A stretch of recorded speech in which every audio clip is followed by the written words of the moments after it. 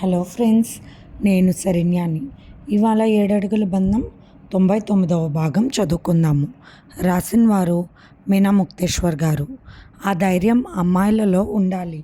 ఆ భావం మన వంశంలో నిలవాలి. తాతయ్య, నాలో ఉన్న ధైర్యం నా భార్యలో కూడా ఉండాలి. అదే భావాలు ఆమెకు పుట్టే పిల్లలకు ఉండాలి. ధైర్యంని చంపకూడదు. కోల్పోతే జీవితాన్ని కోల్పోయినట్లే. అందుకే ఆమె కళ్ళల్లో ధైర్యాన్ని చూసి నేను ప్రేమించానని ఖచ్చితంగా చెప్పేశాడు ధనుంజయ్. సభాష్ర బిడ్డ, నా మనవడు అదే నిర్ణయం, నిక్కర్స్ అయిన నిర్ణయం అంటూ నవ్వేశాడు రాజయ్య. వేడివేడి ఉలవచారు కావాలి తాతయ్య, అందులో పాలమీగడ ఉండాలి. జొన్న సంగటిలో అది కలుపుకుంటే నా సామిరంగా మరొక 10 మందిని ఒకేసారి గుప్పెటతో గుద్ది చంపేస్తాను ఆ తెల్ల కుక్కలను అంటూ నవ్వుతున్న ధనుంజయ్ మాటలకు పక్కపక్క నవ్వేశాడు రాజయ్య.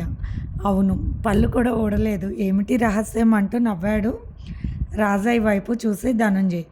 ఏముందిరా, పచ్చని పంటలో పండిన ప్రకృతి ఆహారం, నీళ్ళల్లో చేతికి చిక్కని దొరకని చక్కటి ఆహారాన్ని తింటున్న జలపుష్పాల ఆహారం అమోఘం అంటున్న రాజయ్య మాటలకు ఓహో, జలపుష్పాలంటే చేపలు హే అంటూ నవ్వేశాడు ధనుంజయ్.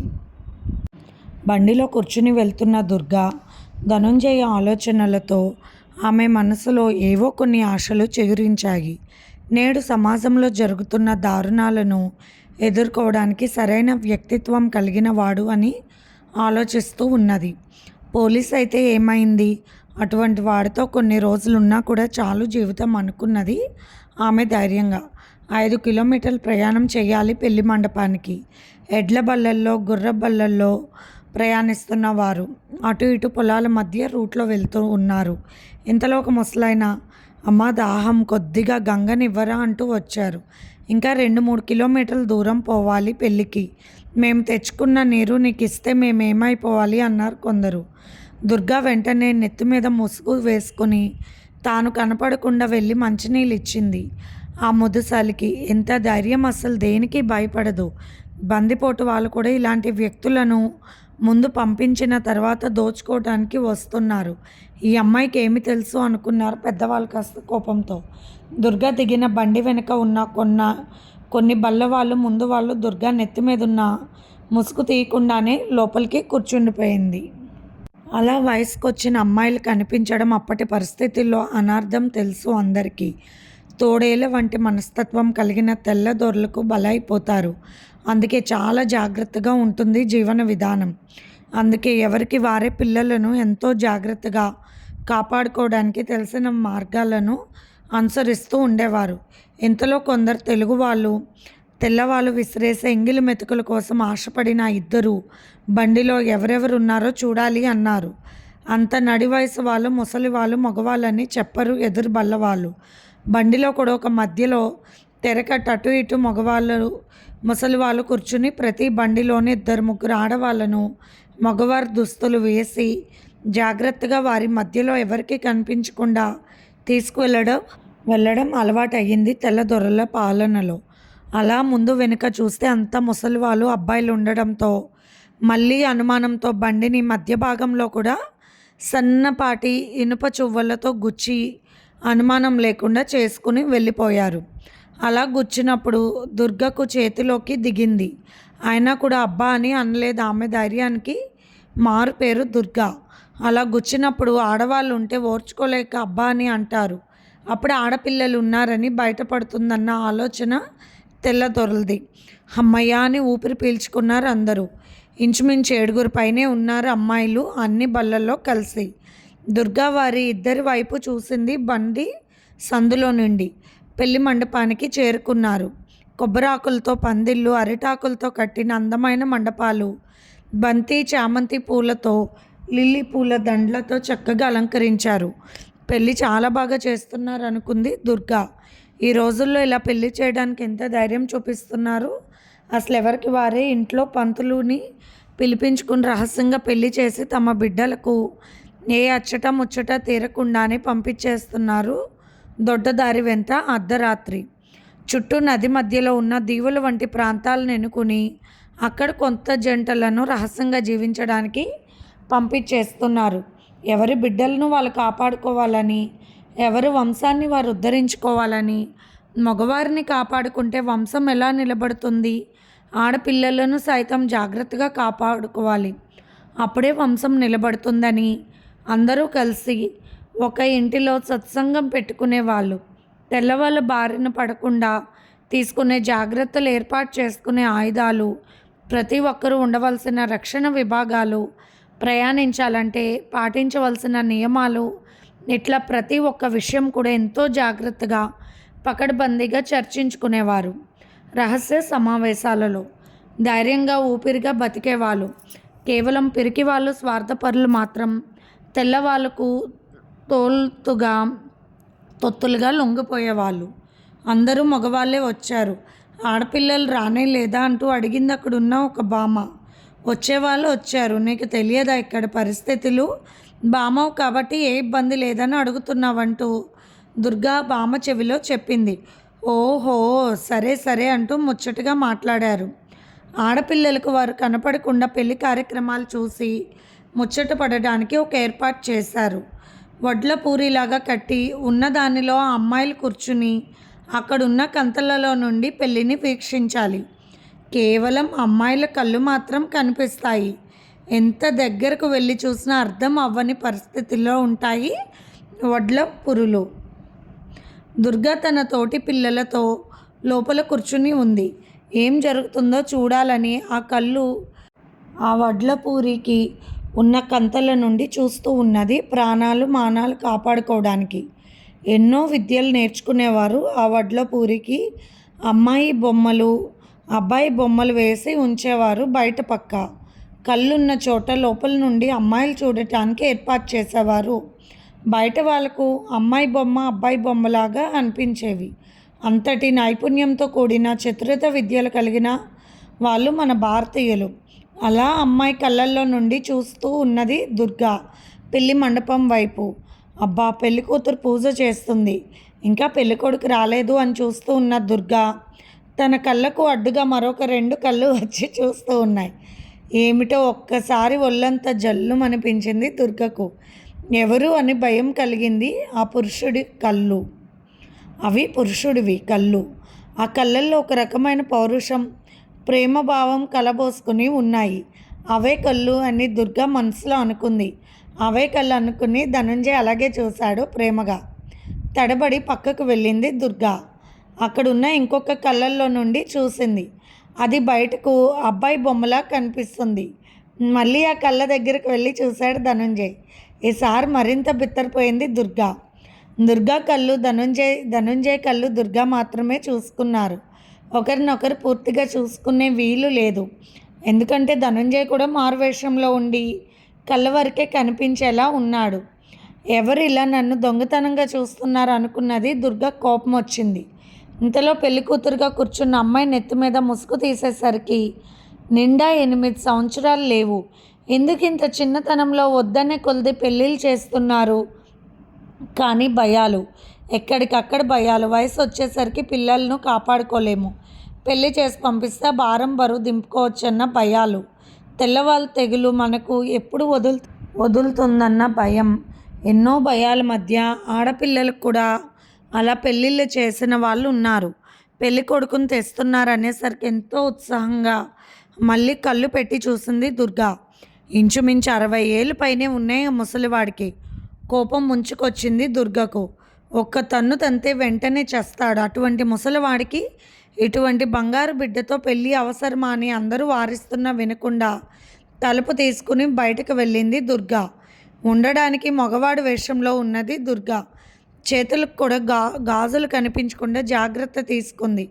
తలకు పాగా చుట్టుకుని కళ్ళ వరకే కనిపించేలా చేసింది. బాగా పొడవటి చేతులు, చొక్కా, ముఖమంతా గుడ్డ కట్టుకుని బయటకు వచ్చింది దుర్గా. ఏమిటిది? ఇంత ముసలివాడికి ఎందుకు ఇచ్చి పెళ్లి చేస్తున్నారు? తల్లిదండ్రులా మీరు? కషాయి వాళ్ళ? అంతకన్నా గొంతు నిలిపి చంపేయండి బిడ్డను అంటూ కోపంగా అరిచింది దుర్గా. లోపల కూర్చుని ఏడుస్తున్న పెళ్లి కూతురు తల్లి వచ్చి, ఏం చెప్పమంటారన్నా, అప్పుల పాలయ్యాము. ఆ తెల్ల కుక్కలు చేసిన అలవాటుకి మత్తులో దొర్లి నా భర్త చేసిన అప్పులకు అప్పుల పాలయ్యాము. పిల్లనిచ్చి పెళ్లి చేసి బాకీ తీసుకోమన్నారు అన్నా. తప్పక చేస్తున్నామంటూ ఏడుస్తూ చెప్పిందా ఇల్లాలు. ఎంతో కోపం వచ్చేసింది దుర్గకు. ఎంతో గంభీరంగా మగ గొంతుతో మాట్లాడుతున్న దుర్గ గొంతుకు అందరూ భయపడ్డారు. తన చేతికి ఉన్న నీలమణి గాజులు తీసిచ్చింది ఎవరు చూడకుండా. ఇవి ఎంతో ఖరీదైనవి. నువ్వు చేసిన అప్పుకు 10 రెట్లు ఎక్కువ వస్తుంది. తీసుకో, వెళ్ళి వాళ్ళ ముఖాన్ని కొట్టు. నీ కూతురికి ఆ పెళ్ళి ఆపు ముందు అని కోపంగా అరిచింది దుర్గ. దూరం నుంచి మారువేషంలో చూస్తున్న ధనుంజయ్, శభాష్ వీరు వనిత, నువ్వే నా హృదయ పాలిత అనుకున్నాడు. కానీ నాకు ఆ నీలమణి గాజులు బాగా నచ్చాయి. అవి నీ చేతులకు ఉంటే ఎంతో అందం అనుకున్నాడు ధనుంజయ్. అప్పు తీరిపోయింది, పెళ్లి చేయాల్సిందే అని ఎదురు తిరుగుతున్న ముసలివాడికి అందరూ ఎదురు తిరిగారు. తాను ఎదురు తిరగడమే కాదు, అక్కడున్న జనంలో కూడా కొద్ది మార్పు తెచ్చిందని ఆశ్చర్యంగా దుర్గా వైపు చూస్తున్నాడు ధనుంజయ్. అక్కడితో ఆ పెళ్ళి ఆగిపోయింది. అక్కడ ఉన్న ఒక విధవరాలని పెళ్లి చేసుకోమని సలహా చెప్పారు అందరూ. విధవరాలైతే నాకు వద్దు, అశుభం అని వెళ్ళిపోయారు వాళ్ళు.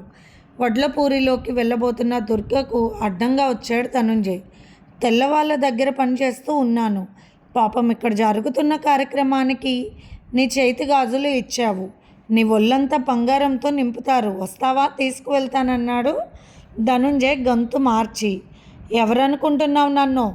ప్రాణాలు తీసుకుంటాను తప్ప మరొకరికి లొంగే సమస్య లేదు.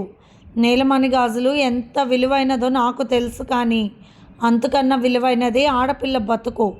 గాజులు అలంకార వస్తువులు కావాలంటే మళ్ళీ వస్తాయి ఎప్పుడైనా, కానీ ఆ పిల్ల బతుకు మళ్ళీ రాదు అంటున్న దుర్గ మాటలకు చాలా సంతోషపడ్డాడు ధనుంజయ్. పద్ధతిగా ఉండండి, ఇలా ఎదురు వస్తే మాత్రం నాతో యుద్ధంలో పాల్గొనవలసి ఉంటుందంటూ బెదిరించింది. కత్తి బయటకు తీశాడు ధనుంజయ్. ఇంతలో తెల్లవాళ్ళు అటుగా వస్తుండడంతో వెళ్ళు లోపలకు, తర్వాత చూద్దామంటూ వెంటనే దుర్గాను లోపలికి పంపించేశాడు ధనుంజయ్. ఇక్కడ జరిగే పెళ్ళికి ఎవరు ఆపింది అన్నాడు వచ్చిన వాళ్ళు. పెళ్ళి జరగలేదు, ముసలివాడికి గుండెపోటు వచ్చిందన్నాడు ధనుంజయ్. ఎవరో కుర్రవాడు ఎదురు తిరిగారని తెలిసిందన్నాడు తెల్ల బంట్రోత్తు. అదేమీ లేదు, ఎవరో తప్పుడు సమాచారం ఇచ్చారు. వారికి గుండె నొప్పి వచ్చింది, అయినా పెళ్లి కూతురికి 8 ఏళ్ళు కూడా లేవన్నాడు గొంతు మార్చి ముసలివాడిలా మాట్లాడుతూ ధనుంజయ్. అదంతా నీకు అనవసరం ముసలివాడా అని వెళ్ళిపోయాడు బంట్రోత్తు. దుర్గా ఇంటికి వచ్చి పందిరి మంచం మీద పడుకొని ఫోటో చూస్తూ ఉన్నది ధనుంజయ్ది. ఖచ్చితంగా అతని కళ్ళు పెళ్లిలో కూడా చూశాను. ధనుంజయని తప్పితే వేరొకరిని నేను పెళ్ళాడలేను. ఆయన కళ్ళల్లో తనపై ఇష్టం తెలుస్తూ ఉన్నది అని నిర్ణయించుకొని తన తల్లిదండ్రులకు చెప్పింది. దుర్గా, నీకు లోకజ్ఞానం తెలియక ఇలా మాట్లాడుతున్నావు. ఇప్పుడు మన దేశ పరిస్థితి అతి భయంకరంగా ఉంది. అది కూడా జిల్లాల వారీగా, ప్రాంతాల వారీగా హింసిస్తూ ఉన్నారు. దొంగల దోపిడీ, దొంగల భయాలు, ఇటు చూస్తే తెల్లవాళ్ళు పెట్టే 6 ఏళ్ళు. అర్థం చేసుకో దుర్గా, చాలా ఇబ్బంది పడతావు పోలీస్ శాఖకు సంబంధించిన వారిని పెళ్లి చేసుకుంటే అని చెప్పారు సుబ్బమ్మ. సుబ్బరాజు గారు కూడా చెప్పారు. చూడమ్మా, ఈ మధ్యన పెళ్ళైన జంటలు కూడా ఎన్నో ఇబ్బందులు పడడం మనం నిత్యం చూస్తూనే ఉన్నాము. నీకు తెలియదు, నేనా మంచం మీద ఉండేవాడిని. నీకా అండాదండా ఎవరు లేరు, మీ అమ్మ జబ్బు మనిషి. ఇటువంటి పరిస్థితుల్లో నువ్వు ఇటువంటి పెళ్లి చేసుకుంటే రేపు సంగతి కూడా ఆలోచించుకో అని సుబ్బరాజు గారు చెబుతుంటే, నేను ఒక నిర్ణయానికి వచ్చాక మారను నాన్న. ఒకవేళ నేను పెళ్లి చేసుకోవాలనుకుంటే ధనుంజయ్ గారిని తప్పితే ఎవరిని పెళ్లి చేసుకోలేను. ఆ తర్వాత మీరు నన్ను అడగవద్దు. ఆడపిల్ల పెళ్ళి కాకుండా ఇంట్లో ఉంది అని ఇప్పటికే మిమ్మల్ని అందరూ రకరకాలుగా మాట్లాడుతున్నారు. ఆ మాటలన్నీ వింటూనే ఉన్నాను అంతే అని చెప్పేసింది దుర్గ తన నిర్ణయాన్ని. సుబ్బరాజు గారు, సుబ్బమ్మ గారు ఇద్దరూ కూడా మాట్లాడుకున్నారు. మొండి మనిషి, ఒప్పుకోకపోయినా పెళ్లి చేసుకోదు. పెళ్లి చేసుకోకపోతే ఆడపిల్లకు పెళ్లి చేయలేదు సుబ్బరాజు అన్న నిందలు ఇంకంత దాని తలరాత అంతే. ఏదైతే జరుగుతుంది, చేసేదేమీ లేదు. నువ్వు మంచం మీద ఉండేవాడివి, నేనా ఎప్పుడు పోతానో తెలియడం లేదు. పెళ్లి చేయాలని సుబ్బమ్మ గారు పట్టుదల పెట్టారు. అలా శాస్త్రి గారికి కబురు చేసి విషయాలను అతి రహస్యంగా ముచ్చటించుకుంటూ ఉన్నారు. ధనుంజయ్ వచ్చారు వాళ్ళ తాతగారితో. దుర్గా మనసు ఎంతో ఆనందంతో పొంగిపోయింది. ఫోటోలో ఒకలా ఉన్నారు, విడిగా చూస్తుంటే ఆజానుబాహుడు అరవింద నేత్రుడు కోదండరాముళ్ళ కోరు మరీ వచ్చారని మురిసిపోయింది. నాకు మీ అమ్మాయి అంటే ఇష్టం అని చెప్పారు ధనుంజయ్. మీరేమీ భయాలు పెట్టుకోక్కర్లేదు. నా మనవడు వీరాది వీరుడు, ఎటువంటి వారినైనా సరే ఎదిరించి పోరాడగల వీరుడు అని చెబుతున్న రాజయ్య గారి వైపు చూసి సంతోషపడ్డారు. అంతా బాగానే ఉంది, కానీ జరుగుతున్న ఘోరాలకు భయపడుతూ అలాగే ఒప్పుకున్నారు పెళ్ళిని. పెళ్ళి జరుగుతున్న హంగామా లేకుండా, పందిలు వేయకుండా రహస్య వివాహం హంసల దీవి ప్రాంతంలోని ఒక చిన్న దేవాలయంలో గుట్టు చప్పుడు కాకుండా పెళ్లి జరిపించాలి అనుకున్నారు. అనుకున్న తడువు లగ్నాలు పెట్టుకోవడానికి అక్కడికి వెళ్ళిపోయారు. పెళ్ళైన తర్వాత మాత్రం ఇక్కడ ఉండరు అని వారు ఉండడానికి చుట్టూ నది పాయల మధ్య కాస్త భూభాగం ఉన్న రహస్య ప్రాంతం చిలకపాలెం అనే ప్రాంతాన్ని ఎంపిక చేశారు. గుడిలో వివాహం వేడుక జరిగింది. హంసల దీవి ప్రాంతంలో బంధువుల ఇంట్లో రాజయ్య కొత్త దంపతులకు విడిది ఏర్పాటు చేశాడు. దుర్గా తల్లిదండ్రులు అక్కడ లేకుండా, గుట్టు చప్పుడు కాకుండా ఎక్కడ ఉన్నవారు అక్కడే ఉండిపోయారు. తెల్లదొరలు బంట్రొత్తులు తిరుగుతానే ఉన్నారు, గస్తీ కాస్తూ ఉన్నారు. ఎక్కడ ఏం జరుగుతుందో దుర్మార్గులకు తెలియజేసి లేనిపోని ఇక్కండాలు తెచ్చిపెడుతూ ఉన్నారు. మన వాళ్ళని ఇలా మోసగించి వారి జీవితాలతో ఆడుకుంటున్న విషయాలను మాత్రం ధనుంజయ్ భరించలేకపోతున్నాడు. వివాహం అయిన తర్వాత కొంతకాలం సమయం ఉంది, తన ఉద్యోగి విధులలో చేరవలసిన సమయం. అందుకే అందరూ చెప్పినట్లు చిలకపాలెం వెళ్ళిపోయారు కొత్త దంపతులు. చుట్టూ కూడా ఎటు చూసినా నది పాయలు. అక్కడ ఒక ప్రాంతం ఉందని, అక్కడ కొన్ని ఇళ్ళు ఉన్నాయని ఆ దుర్మార్గులకు తెలియదు. ఒక చక్కటి పొదరిల్లు కొత్త జంటకు విడిదిగా ఇచ్చారు. అక్కడ అందరూ కూడా బలహీన వర్గాలు తలదాచుకుని ఉన్నారు. పడవలో తమ విడిదింటికి చేరుకున్నారు ధనుంజయ్, దుర్గా. సిగ్గుతో ఆనందంతో కోరుకున్న వాడితో వివాహం జరగడంతో మనసు అంతా సంతోషంగా ఉండిపోయింది దుర్గకు. నేను అంత అందగత్తెను కాను కదా, మీరు నన్ను అలా ఎన్నిక చేసుకున్నారన్నది దుర్గా. అందం అంటే ఏమిటి దుర్గా? నీ కళ్ళల్లో వీరత్వం, నీ మాటల్లో నిలకడతనం, నీ చేతల్లో నిశ్చలత్వం. ఇంతకన్నా ఒక మగవాడు ఆడదాన్ని కోరుకోవడానికి ఇంకేం కావాలి అంటూ దగ్గరకు తీసుకున్నాడు దుర్గను ధనుంజయ్. దుర్గకు ఎంతో దుఃఖం పొంగిపోయింది. అనుకోలేదు ఇలా జరుగుతుందని, కలగనలేదు. ధనుంజయ్కి సతి కాగలనని, ఈ అదృష్టం నాకు చిరకాలం దక్కాలని అంటూ ఆనందపడిపోయింది దుర్గా. ఆనందాల అనుబంధంతో, ప్రేమతో ఇద్దరూ కౌగిలించుకున్నారు. దుర్గా అంటూ దుర్గా చేతులకు తన దగ్గరున్న నీలిమణి గాజులను తీసి ఆమె చేతులకు తొడిగాడు ప్రేమతో ధనుంజయ్. ఇవి రుణం కట్టడానికి వారికి ఇచ్చాను కదా అన్న దుర్గా. అది నేను తీసుకున్నాను వేరొకరి ద్వారా. నీలమణి గాజులు చేతులకు ఎంతో అందంగా ఉన్నాయి. నువ్వు బండిలో ప్రయాణిస్తున్నప్పుడు నీ చేతుల గాజులను నేను గమనించాను. ముసలివాడిగా అడ్డొచ్చింది నేనే. ముసుగైనా తీయలేదు, నీ మోము నేను చూడలేదంటూ నవ్వాడు ధనుంజయ్. ప్రేమతో, అనుబంధంతో అల్లుకుపోయారు ఇద్దరు. అది ఎంతో ఆనందకరమైన శుభదినాలు. పక్షం రోజులు వారి ఆనందాలు ఆకాశాన్ని అంటుకున్నాయి. ఎంతో సంతోషం. మధ్యలో రాజయ్య జరిగే విషయాలు మొత్తం కూడా ఒక పత్రంలో లిఖించి ఆ పక్కకు వెళ్ళే పడవ నడిపే వారికి అందజేయడం. అవి తీసుకుని అక్కడ సమాచారాలు మొత్తం కూడా ధనుంజయ్ తెలుసుకోవడం జరుగుతుంది. అప్పుడప్పుడు కాసేపు భర్త కనబడకుండా ఉండేవారు. అటువంటప్పుడు ఆయన చేయవలసిన కార్యక్రమాలు చేసి వచ్చేవాడు. ఎవరొచ్చినా ఎదురు తిరిగే తెలివితేటలు ఉండాలి దుర్గా అంటూ ఆమెకు కత్తి యుద్ధం అన్నీ నేర్పుతూ ఉండేవాడు. అక్కడ దొరికే రాగి సంగటి, జొన్న సంగటి, నదిలో పడ్డ చేపలను అక్కడ దొరికే వస్తువులతోనే వండుకొని తినేవారు. రుచికరమైన భోజనం తినలేరు. పాపం అంటున్న భార్య వైపు చూసి, బ్రతకడానికి తిండి కానీ తినడానికి బతుకు కాదు దుర్గా అంటున్న భర్త వైపు చూసి గర్వంగా ఆనందపడిపోయింది దుర్గా. అన్ని రకాల ఇబ్బందులను తట్టుకోగలడు. ఏదైనా కూడా ఆహారంగా సర్దుకోగలడు. ఎవరి కష్టాన్నైనా కూడా తన చేతనైనంత వరకు సహాయం చేసే సద్బుద్ధి, అంతేకాక వీరత్వం, ఇన్ని సుగుణాలున్న భర్త తనకు లభించడం పూర్వజన్మ సుకృతం అంటూ ఆమె ప్రతిసారి తన తాలిబొట్టు కళ్ళకద్దుకునేది దుర్గా. ఆ రోజు పడవలో కాసేపు ప్రయాణించి వారిద్దరే ఆనందంగా ఆ పడవలో పడుకుని ఆకాశం వైపు చూస్తూ ఆనందపడిపోతూ ఒకరి ప్రేమను ఒకరు పంచుకున్నారు, ఒకటిగా మారిపోయారు. ఆనందం ఎక్కడున్నా ఆనందమే, భయం అనేది లేకపోతే ఆనందమే ఉంటుంది అంటున్న భర్త వైపు చూసి మురిసిపోయేది దుర్గా. ఆ రోజు కూడా వారు నదిలో అలాగే ప్రయాణం చేస్తూ ఉన్నారు. వారు వెనకే ఒక పడవ రావడం వారు గమనించలేదు. అందులో తెల్లదొరలు నియమించిన భటులు మనవాళ్ళే ముగ్గురు ప్రయాణిస్తూ ఉన్నారు. ధనుంజయని గుర్తుపట్టారు.